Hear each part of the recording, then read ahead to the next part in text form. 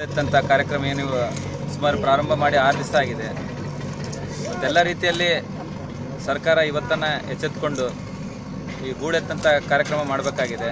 ಯಾಕಂದರೆ ಇದೇ ರೀತಿ ಇನ್ನೊಂದು 5-10 ವರ್ಷ ಬಿಟ್ಟರೆ ಇವತ್ತು 30 TMC ಏನು ಹೂಳು ತುಂಬಿದೆ, ಇನ್ನೊಂದು 5-10 ವರ್ಷ ಬಿಟ್ಟರೆ ಇನ್ನೊಂದು 10 TMC ಖಂಡಿತ ಹೂಳು ತುಂಬಂತ ಕೆಲಸ ಆಗುತ್ತೆ. ಅದರಿಂದ ಇವತ್ತನ್ನ ಸರ್ಕಾರ, ಯಾಕಂದರೆ ಇವತ್ತು ಎಲ್ಲ ರೈತರು ಟ್ರ್ಯಾಕ್ಟರ್ ಇವತ್ತು ಬಂದಿದ್ದಾವೆ, ಎಲ್ಲ ರೀತಿಯಲ್ಲಿ ರೈತರು ತಮ್ಮ ಸ್ವಇಚ್ಛೆಯಿಂದ ಹೂಳೆತ್ತಂತ ಕೆಲಸ ಮಾಡ್ತಾ ಇದೆ. ಆದರೆ ಸರ್ಕಾರ ಬೇರೆ ಬೇರೆ ಮಾತುಗಳು ಹೇಳ್ತಾ ಇದೆ. ಇವತ್ತು 70,000 ಎಕರೆ ಬೇಕು, ನಾವು ಡಂಪ್ ಮಾಡ್ಬೇಕಂದ್ರೆ ಜಾಗ ಇಲ್ಲ ಅಂತ ಇದ್ದಾರೆ.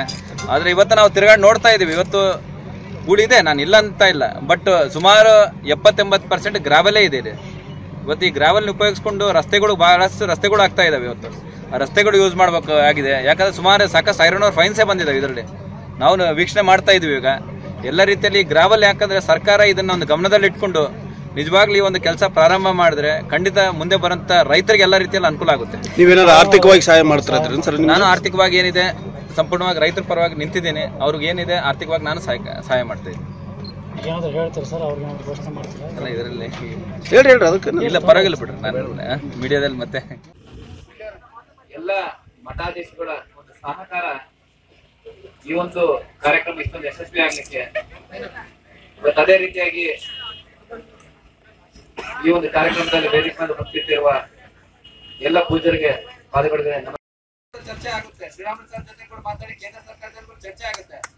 ಆದ್ರೆ ಮೊದಲನೇದಾಗಿ ಇವತ್ತೇನ್ ನಮ್ಮ ರೈತರು ಇಷ್ಟೊಂದು ಹೋರಾಟ ಮಾಡ್ತಾ ಇದ್ದಾರೆ, ಇಲ್ಲಿ ಸಂಬಂಧಪಟ್ಟ ಮಂತ್ರಿಗಳಾಗ್ಲಿ ಬರ್ಬೇಕಾಗಿತ್ತು.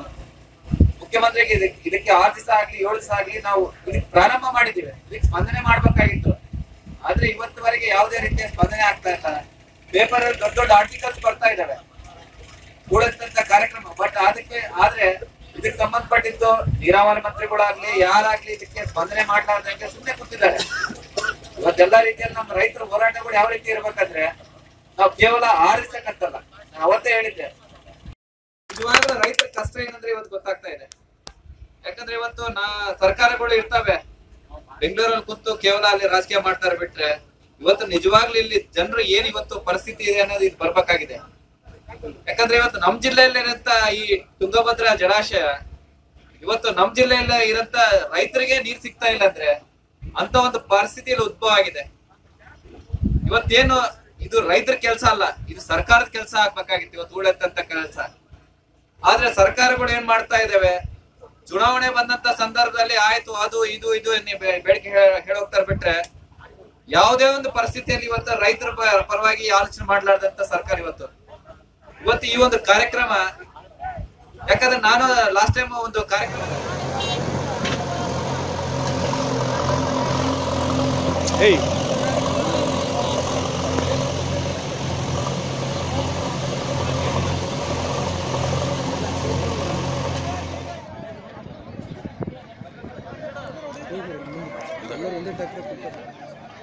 ಒಬ್ಬನ ಅದರ ನಮ್ಮ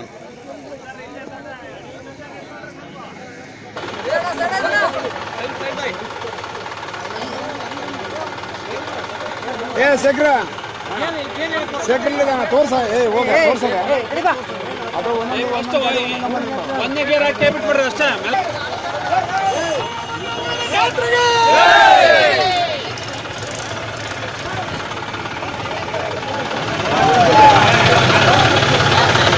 ಹೋಗೋ ಮಾರ